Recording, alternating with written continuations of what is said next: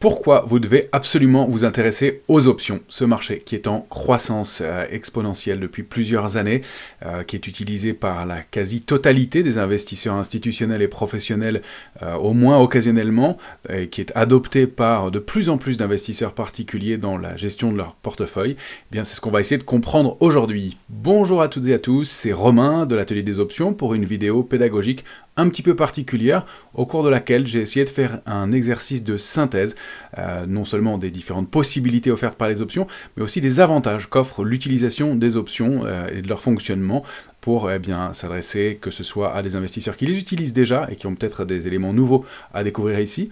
Pour ceux qui souhaitent s'y mettre mais qui trouvent ça encore un peu obscur, j'ai essayé de faire quelque chose de simple. Et puis pour ceux qui ne les utiliseront peut-être pas, mais qui vont pouvoir trouver, grâce au marché dérivé d'une façon générale et à la lecture des positions ouvertes sur les options et les futurs, eh bien, des éléments de lecture du marché, du comportement des opérateurs, et puis des éléments qui vont leur permettre d'intervenir dans leur gestion, que ce soit de l'investissement ou du trading.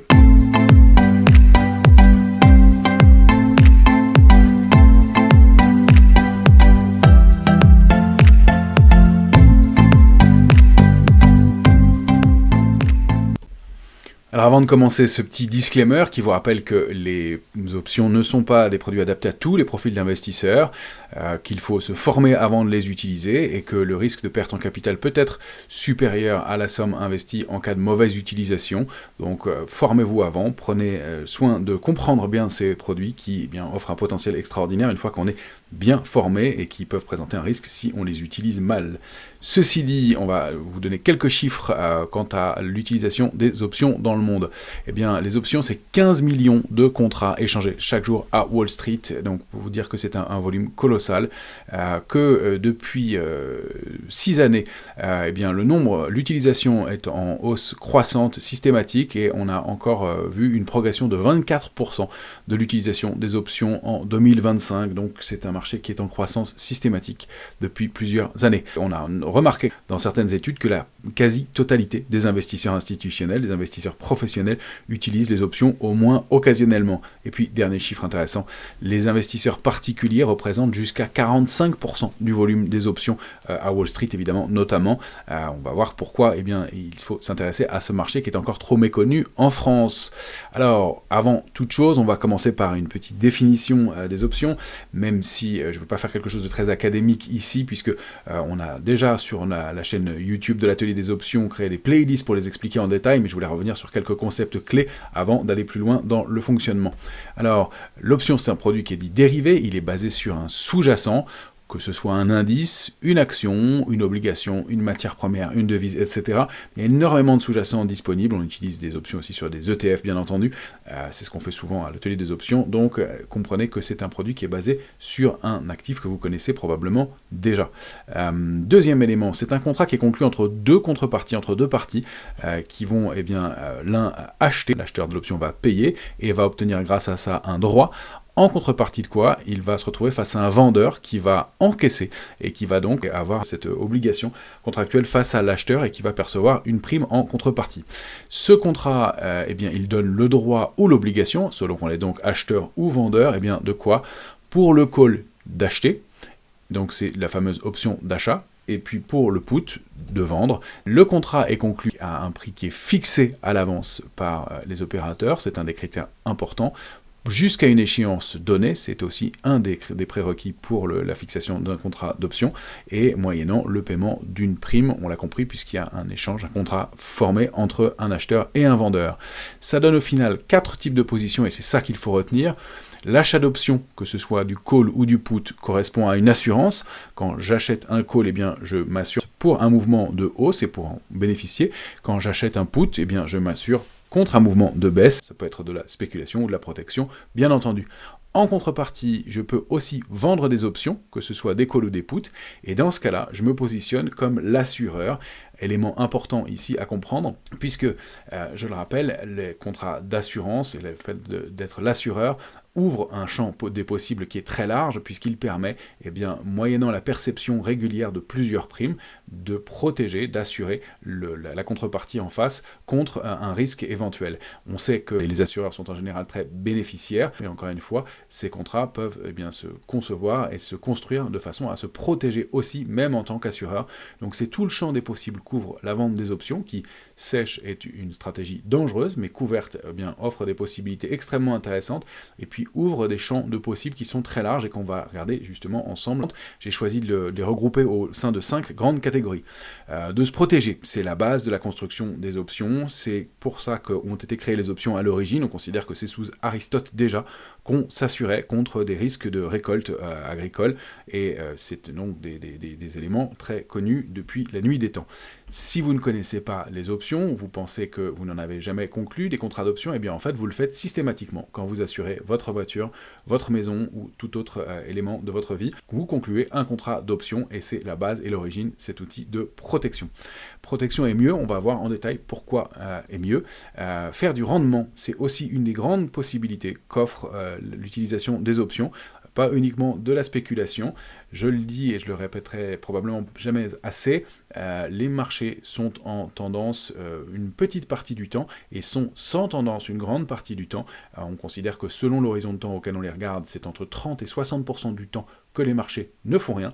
Et bien cette possibilité offerte par les options de faire du rendement avec des stratégies qui vont permettre notamment d'exploiter cette absence de tendance est un des gros intérêts qu'offrent les options. On peut bien entendu créer des stratégies de façon quasi illimitée. Je ne les ai pas toutes listées, j'ai essayé d'être le plus exhaustif possible. Bien entendu, c'est impossible de le faire, mais de vous donner un panel de ce qu'il est possible de faire avec les options, on va le regarder en détail. Et puis, on va aussi s'intéresser à la qualité de travail que permet l'utilisation des options. Vous allez voir qu'il y a quelques éléments qui sont extrêmement intéressants et qui permettent d'améliorer énormément son niveau d'exposition sur le marché. Et puis, on terminera par le fait que les options sont un outil de mesure très objectif de l'état d'esprit des opérateurs, et puis pourquoi pas des niveaux de marché et des niveaux d'intérêt qui permettent de repérer des éléments extrêmement intéressants. Donc encore une fois, même pour des opérateurs qui ne souhaitent pas utiliser les options, il faut s'y intéresser, ne serait-ce que pour cette partie-là. Alors on va commencer par cet environnement et cette idée de protection, et mieux, comme je le disais. La chose la plus classique avec les options, c'est quand on a une action, des actions ou un portefeuille, eh bien de le protéger grâce à l'achat de put. C'est le contrat d'assurance classique. Pour ceux qui connaissent déjà les options, je ne vous apprends rien ici. Pour ceux qui les connaissent mal, eh bien c'est le contrat d'assurance que j'évoquais tout à l'heure. Lorsque vous contractez en début d'année pour assurer votre maison, vous payez une prime et vous savez que vous serez remboursé eh bien, selon le type de contrat que vous avez choisi en cas de dégâts ou de dommages. L'exemple qu'on prend très fréquemment, c'est l'assurance pour une voiture, où on peut eh bien, payer une prime plus chère et être assuré tout risque, ou prendre une prime moins chère, payer moins d'assurance et être assuré dans ces cas-là ce qu'on considère être au tiers.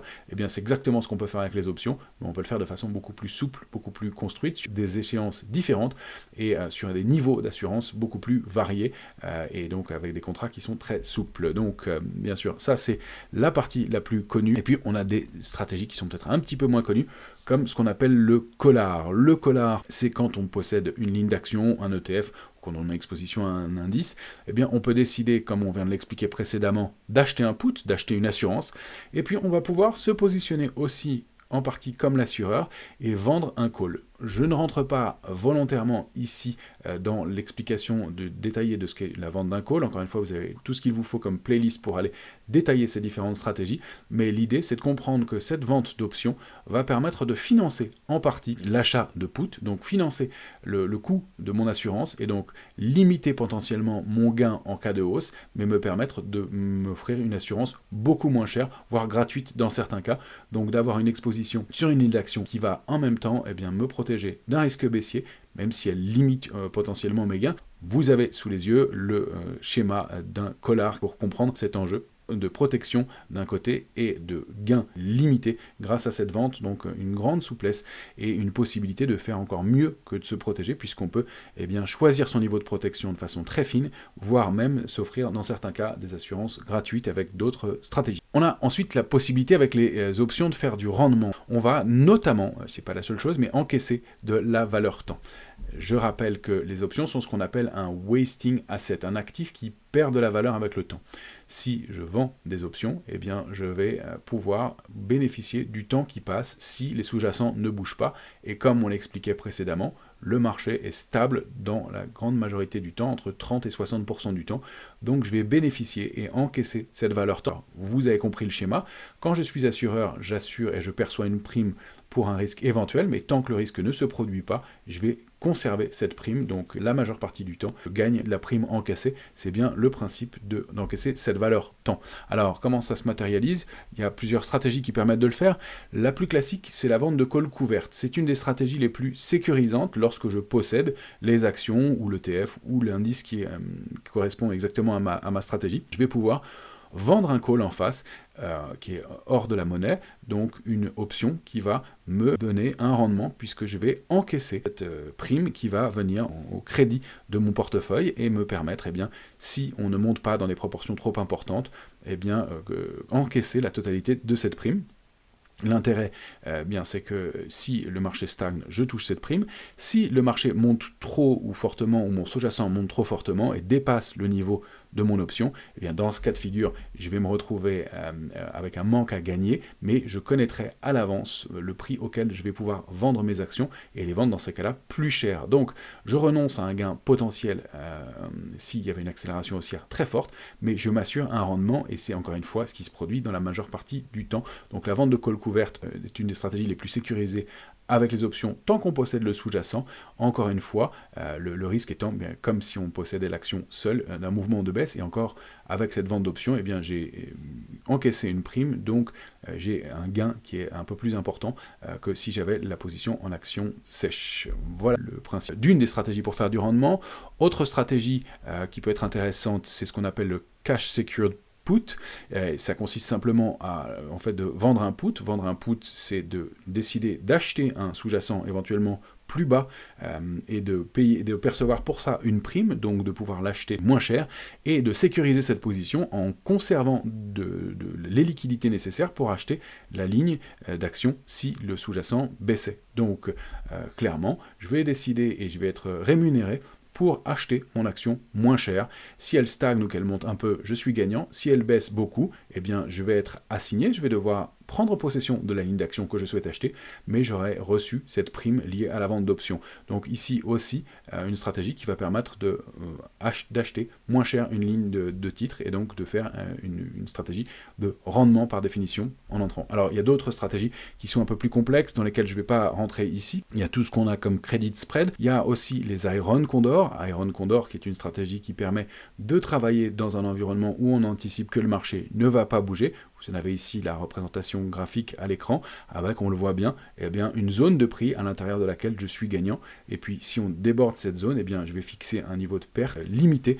Puis, il y a d'autres stratégies connues comme la Wheel Strategy, qui permet aussi de faire ces éléments de rendement et d'investissement sur le long terme. Maintenant, on va lister ici quelques stratégies. Alors, j'ai limité le nombre de stratégies que je vais vous montrer, puisque déjà, on voit dans d'autres rubriques, mais il y a simplement le fait d'exploiter une tendance. Alors ça paraît assez évident, que je décide de travailler avec une tendance haussière ou baissière, mais ce qu'on sait moins, c'est qu'avec les options, je vais pouvoir travailler sur la vitesse de cette tendance, optimiser la gestion de ma position avec une hausse progressive, ou une hausse forte, ou une baisse progressive, ou une baisse forte, et je vais pouvoir jouer sur cette subtilité-là, et ça a des incidences quant à ma performance. Donc, encore une fois, exploiter une tendance, oui, mais le faire de façon assez subtile. On a la possibilité de dynamiser une gestion. L'effet de levier a mauvaise presse lorsqu'il est mal utilisé. Le but du levier n'est pas d'avoir une exposition colossale avec une petite somme, le but est d'avoir une exposition qui va être maîtrisée et variée en optimisant l'utilisation de son cash.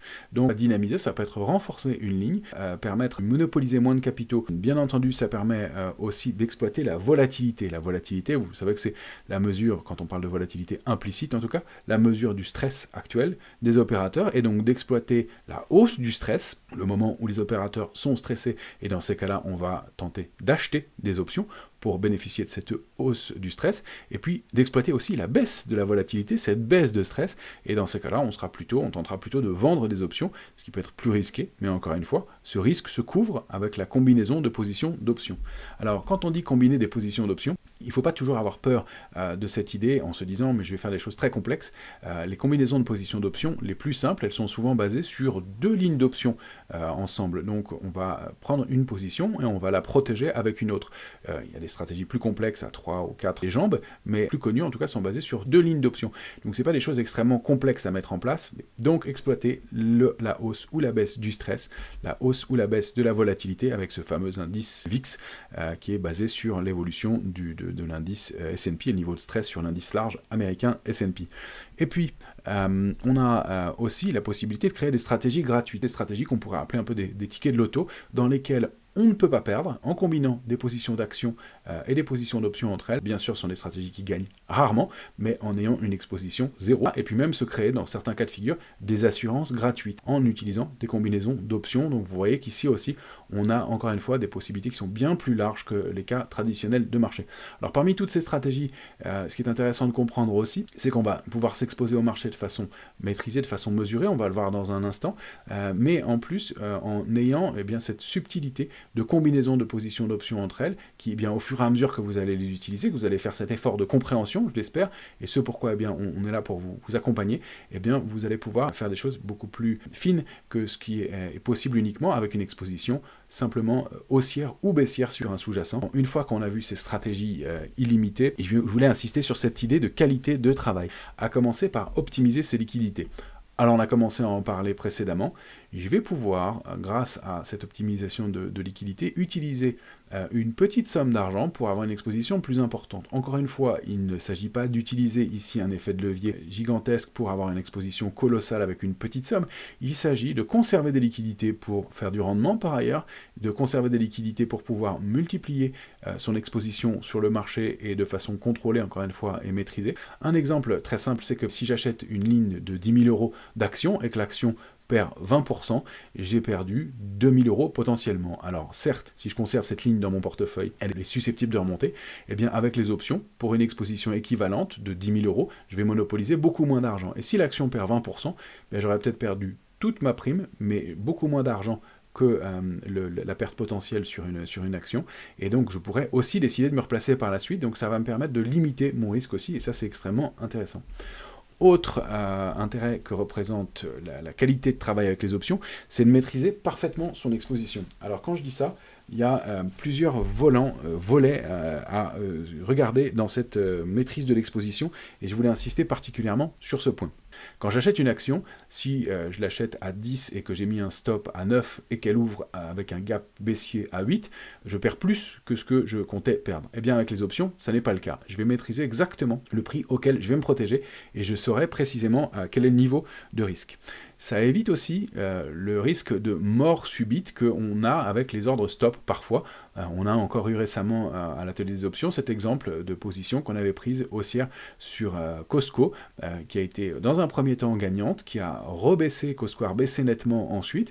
On est passé sous le niveau de perte maximale à un moment, donc on aurait pu être complètement perdant sur cette stratégie, mais grâce aux positions d'options, on a pu ne pas bouger, conserver et maîtriser notre risque maximal. Et puis le titre s'est repris et a fini par progresser et la stratégie a fini par sortir gagnante.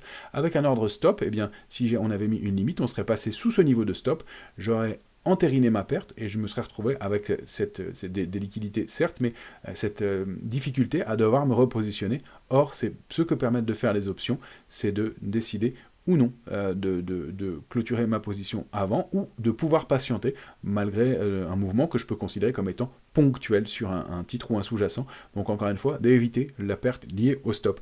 Et puis, grâce aux options, je peux décider, et vous l'avez compris, je pense, j'espère, avec les éléments que je vous ai donnés précédemment, de vendre plus cher en encaissant de la prime ou d'acheter moins cher en encaissant aussi cette prime et donc de pouvoir me positionner, d'optimiser mes prises de position. Je vais pouvoir maîtriser vraiment le prix auquel je vais intervenir. En plus, ça permet de réparer des positions perdantes. Si j'ai mal fonctionné, mon timing a été mauvais, et bien grâce aux options, je vais pouvoir améliorer ces éléments-là et améliorer mon prix de revient. Et donc, eh bien, entre guillemets, donc, sans prendre des risques complémentaires, eh bien, utiliser les stratégies d'options de façon assez simple pour pouvoir limiter la perte sur une stratégie. Ça, encore une fois, on vous l'explique à l'atelier des options. Voilà, quelques éléments de maîtrise parfaite de son risque grâce aux options. Il y en a probablement d'autres, j'imagine que vous en trouverez. Et puis, ce qu'offrent les options dans la qualité du travail et dans le confort de travail, c'est une vraie diversification. J'insiste sur la notion de vraie diversification parce qu'on peut décider de diversifier ses positions en variant les sous-jacents, en variant les places de marché, en variant les secteurs sur lesquels on va intervenir, en travaillant son money management. Mais la vraie diversification qu'offrent les options, c'est cette infinité de stratégies. On peut travailler à la hausse modérée ou forte, à la baisse modérée ou forte, on peut travailler en l'absence de tendance, et donc c'est en cumulant ces différentes stratégies qu'on va pouvoir avoir une vraie diversification, puisque personne ne sachant comment les marchés vont évoluer, eh bien avec la diversification, avec l'utilisation de stratégies variées, qui vont permettre d'utiliser différents comportements du marché, et bien si pendant certaines périodes des stratégies sont perdantes, les autres vont venir en compensation et faire qu'on peut continuer à avoir de la performance en n'ayant pas cette question du timing ou eh bien, des éléments impondérables et imprévisibles du marché. Donc une vraie diversification offerte par les options, il faut le comprendre aussi. Autre élément et dernier élément concernant la qualité de travail avec les options, c'est ce que j'ai appelé la discipline. La discipline, pourquoi ? Parce que quand on travaille avec les options, ça oblige à avoir un plan. Parce qu'on doit par définition choisir un prix d'exercice, et puis d'avoir un plan quant à une échéance aussi, à l'obligation du choix du contrat qu'on va mettre en place, et ça je pense que c'est effectivement très intéressant aussi. Et puis dernier élément, cette idée de mesurer objectivement les intérêts sur le marché grâce soit à la lecture des positions ouvertes sur les futurs, soit à la position ouverte sur les options, soit le GEX. Alors pour les futurs, vous voyez ici à l'écran un exemple de position ouverte sur l'Eurex.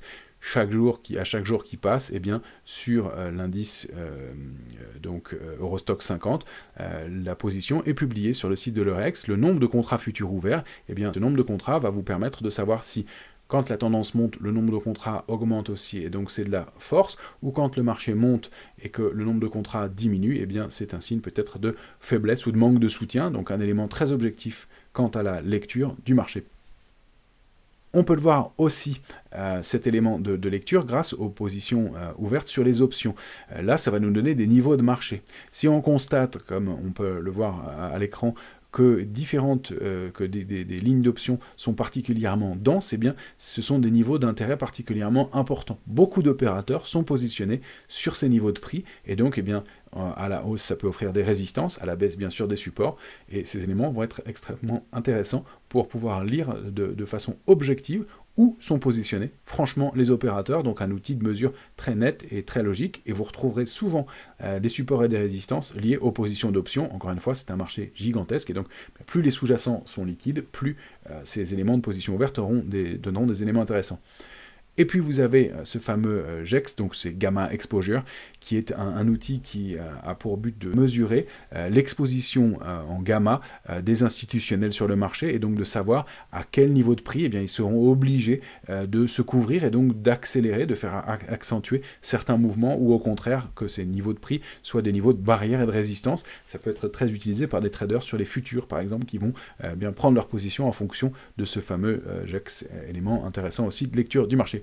Et puis, dernier élément que permettent de mesurer les options, c'est une de nos spécialités à l'atelier des options, c'est de mesurer le ratio put-call. Ratio put-call, c'est donc la mesure du nombre d'options de vente et le nombre d'options d'achat, pour comprendre comment sont positionnés réellement les opérateurs. Et avec les positions d'options, on sait de façon lisible comment les opérateurs sont vraiment positionnés. Alors ça peut permettre de le lire sur un indice, et puis ça peut permettre de le lire sur une valeur. On le fait très régulièrement avant les publications, pour voir quel est l'état d'esprit des opérateurs avant une publication. Un ratio put-call qui serait trop optimiste, c'est-à-dire sous 0,80, serait donc considéré comme étant un risque potentiel à la baisse, et un ratio trop pessimiste, eh bien un risque potentiel haussier, c'est au général au-delà de 1,20. Donc ratio équilibré entre 0,80 et 1,20, on revient en détail dessus dans nos formations bien sûr, et vous le retrouvez dans nos différentes vidéos, et donc 0,80 et 1,20, on est plutôt équilibré. Quand on descend et qu'on atteint des niveaux bien inférieurs à 0,80, c'est que tout le monde est acheteur, qu'il y a beaucoup d'options d'achat et peu d'options de vente, donc on est peu protégé. Quand on dépasse 1,20, c'est qu'il y a plus d'options de vente que d'options d'achat, et donc les opérateurs sont particulièrement pessimistes et protégés, et donc c'est généralement l'inverse qui peut se produire. Ça n'est pas une martingale, mais un élément de lecture très objectif du marché. Voilà les quelques éléments que je voulais vous proposer pour vous permettre de comprendre tout l'intérêt que peut représenter l'utilisation, la lecture, le fonctionnement des options. Différentes stratégies, j'imagine que vous en avez peut-être trouvé d'autres, des stratégies, n'hésitez pas à nous faire part de vos commentaires, pensez à nous suivre sur la chaîne YouTube de l'Atelier des Options, à activer les notifications, à partager, à liker ce contenu s'il vous a plu, et puis à nous poser vos questions et à vous abonner à notre newsletter sur le site de l'Atelier des Options pour connaître les différents événements au cours desquels on interviendra, et nous, on est toujours ravis d'interagir avec vous, donc vous avez les différentes références ici à l'écran.